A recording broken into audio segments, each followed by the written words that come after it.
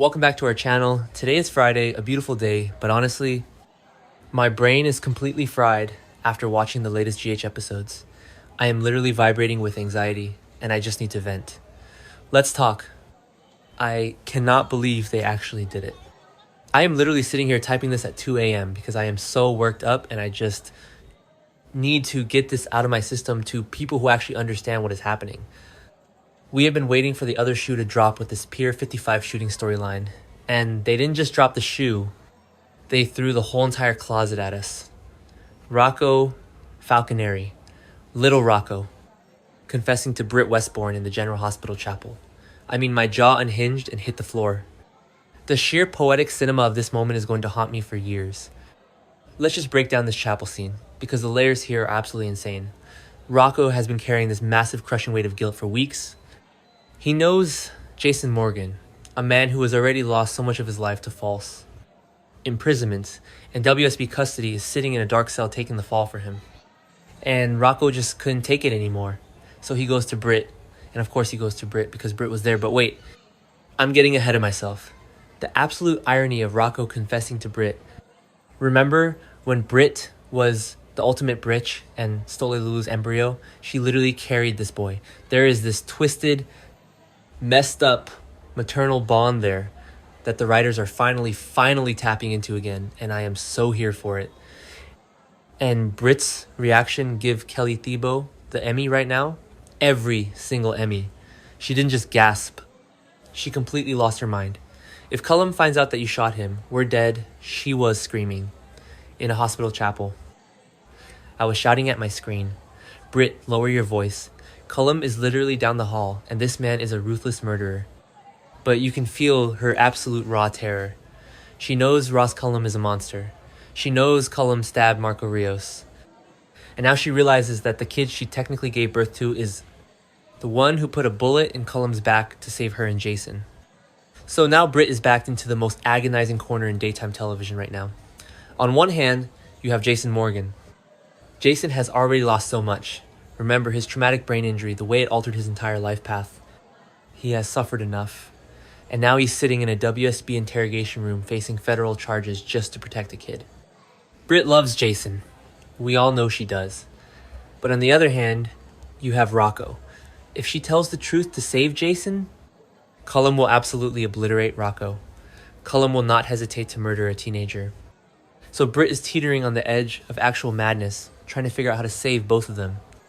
The clash between this twisted maternal instinct and her desire for justice is pushing her to the brink. Am I the only one who thinks she might try to take Cullum out herself? Because she looks unhinged enough to do it. She is pacing around like a caged tiger, and I am terrified for what she is going to do next. And while all this chapel drama is happening, Dante Falconeri is on the warpath. Dante is grilling Lulu like she's a suspect in a murder trial, and honestly, good for him. Dante knows something is wrong. He knows Lulu is keeping massive secrets. Lulu is a nervous wreck trying to cover for her son, trying to keep Dante from finding out that his own flesh and blood is a shooter. The walls are closing in so fast. Dante is a cop. He's going to figure it out, and when he does the explosion in the Falconeri Spencer household, it's going to be nuclear. I feel so bad for Lulu, but she cannot keep this hidden forever. Okay, back to the hospital because I need to switch gears before I have a heart attack over Britt's storyline. Can we talk about Elizabeth Baldwin, L.I.Z., is finally acting like a real nurse again. I have been watching since 2015, and I swear they sometimes forget Liz is actually incredible at her job. But not today. Liz goes in to visit Drew Kane, and thank God she did, because Willow, who has officially lost her entire grip on reality, was distracted. Drew is lying there, trapped in his own body. We know Willow has been injecting him with a paralytic. She literally confessed to Nina that she's the one who shot him, and she's the one keeping him paralyzed so he can't talk. It is so dark, but Drew is fighting back. He starts blinking, not just random muscle spasms, but an actual SOS code.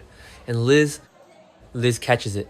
The way the camera zoomed in on Liz's face as she realized what was happening. I screamed. I literally screamed at my television. Liz is starting to piece it together. She's looking at Drew, and you can see the wheels turning in her head. She realizes this isn't a natural stroke. The symptoms just don't match up. She's suspecting paralysis or poisoning.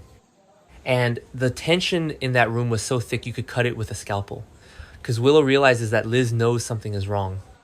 The psychological warfare that just kicked off between these two women is top tier soap opera. Willow's eyes went completely dead when she looked at Liz. You guys, Willow was terrifying. I used to think she was just this boring, sweet school teacher, but the dawn of day cult trauma has fully mutated her into a monster. She is a desperate, cornered animal. If Liz deciphers that SOS, Willow's entire empire crumbles. Her congresswoman seat, her marriage to Michael, her freedom, it's all gone, and she knows it. The hypocrisy of Willow judging everyone else while she is literally torturing a man in a hospital bed is astounding. So, what does Willow do? She starts plotting to eliminate Elizabeth. I am not even joking. Willow is going to try to get rid of Liz before the truth comes out. Will she try to frame her? Will she try to drug her too? I am both completely here for this villain era and absolutely terrified for Elizabeth. Liz has survived serial killers, kidnappings, and Cassadine Island madness. She's not going to be taken down easily. But Willow has that cold, calculating cult survivor energy now. She learned from Shiloh, and she is applying those lessons to protect her fake perfect life. Desperate people make deadly mistakes, and I am dreading what she's going to do next. Wait, I'm getting so worked up. I haven't even talked about the mob stuff yet. Ethan Levette is back. The prodigal son has returned to Port Charles. I have missed Nathan Parsons on my screen so much, and Ethan is just as chaotic as ever. He is back with one goal: destroy Jen Sidwell for what he did to Holly Sutton. And honestly, I support it. Sidwell is an absolute menace, and someone needs to take him down. And can we talk about Tracy Quartermain's reaction to Ethan? The emotional reunion they had. Tracy looking at Ethan and seeing Luke Spencer. I was sobbing. The history there is so rich, and they are finally using it. Ethan goes straight to Sonny Corinthos for a job. And of course Sonny hires him, because Sonny loves collecting broken, vengeful men to do his bidding. But Rick is the only person in this entire town using his brain right now. Rick is standing there telling Sonny, hey, maybe don't trust the guy who just blew into town. Maybe he's a spy trying to infiltrate the organization. But no, Sonny ignores him completely. Remember when Sonny ignored warnings about Dex? Yeah, didn't work out well then either. But Sonny is so desperate for allies against Sidwell that he's taking the massive risk.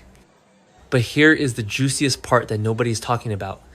Ethan is hiding something dark, and it involves Jacinda Bracken. They keep dropping these massive anvils about Jacinda's time in Australia. We know Ethan was running around pulling cons down there. Are you telling me these two didn't cross paths? I bet they had some passionate wild encounters and pulled some massive grift together. The potential for a Jacinda Ethan and Michael triangle is right there, and I am begging the writers to give it to us. What if Jacinda is actually hiding a huge secret from Michael? And speaking of romance, Christina Corinthos Davis is catching feelings again. Oh, Christina, my sweet, messy Christina. She and Ethan had that flirty catch-up session, and you can just see the nostalgia washing over her. She's reflecting on her past. Specifically about Kiefer Bauer. Remember how violently abusive Kiefer was? And how insanely protective Ethan was of Christina back then. Ethan was her knight in tarnished armor. She wanted him so bad. But he friend-zoned her. Now they are older, and the chemistry is still off the charts. I know some people are loving Christina with her current dynamic, but personally, I am an Ethan and Christina shipper until I die. But all this romance and mob plotting is heading straight for a brick wall, because Jen Sidwell is not an idiot. Sidwell knows Sonny is coming for him. While Ethan and Sonny are drawing up these grand plans to dismantle his empire, Sidwell is setting a trap. A deadly bloodbath of a trap. Justine Turner tried to warn Sonny. She told him he is in way more danger than he thinks. Sidwell is a grieving, unhinged father who thinks Sonny killed Marco, and he is going to turn this attack into an absolute massacre. Because we can't talk about Sidwell's trap without talking about Cassius Faison. Fake Nathan is playing the most dangerous game of chess right now.